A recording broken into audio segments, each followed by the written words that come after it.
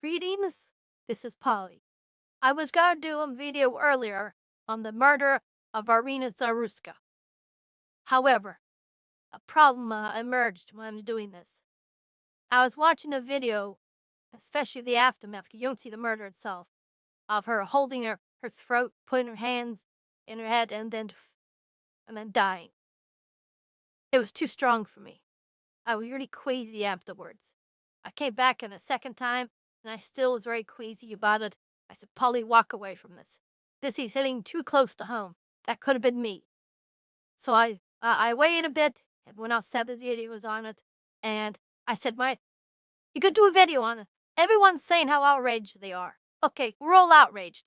But is there anything way we could do in the future to help stop this? And I think I have two methods on this. First, end cashless bail. This guy was out because of it.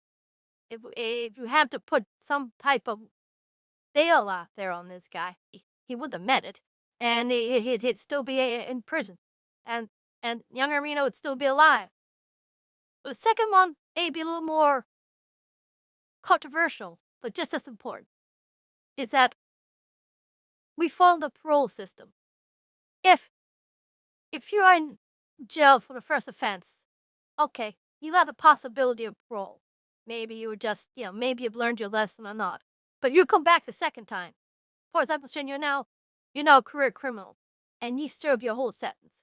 If you get 10 years, you serve 10 years. 20 years, you serve 20 years. And boy, that cuts down crime 40, maybe 50, maybe more.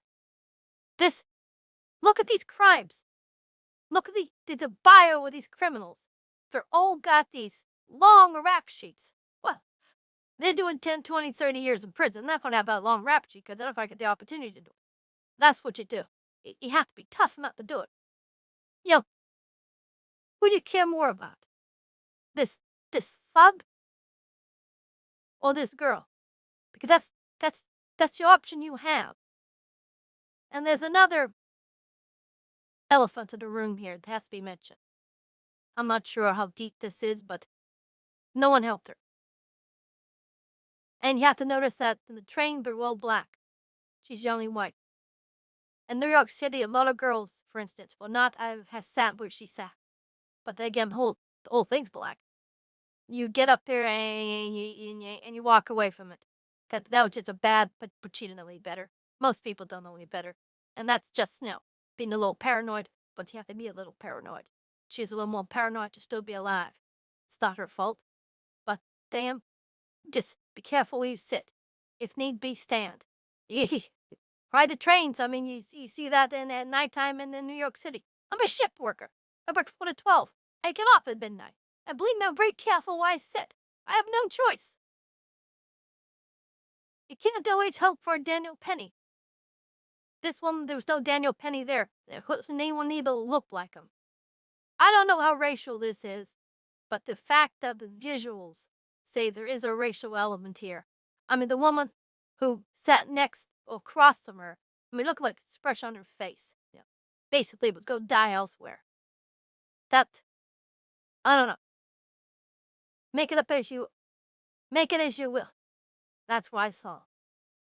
In any event, I find the video on her. If you follow my 2 suggestions, we'll solve a lot of problems here. Now, this has been a bad week. Charlie Kirk's death, and I think there was another woman in the South, a blonde, who was murdered by a black guy. That got reported by the local papers there. It didn't make national news. This one, because we saw it, made national news. The horror of it is something I can't get on my brain. I'm not getting queasy on it anymore. But that, like I said, hit a little too close to home. Anyway, I finally did the video. Took me a while to settle down to do it. This is Polly. If you made it this far, please like and subscribe. Till I talk to you again. Goodbye.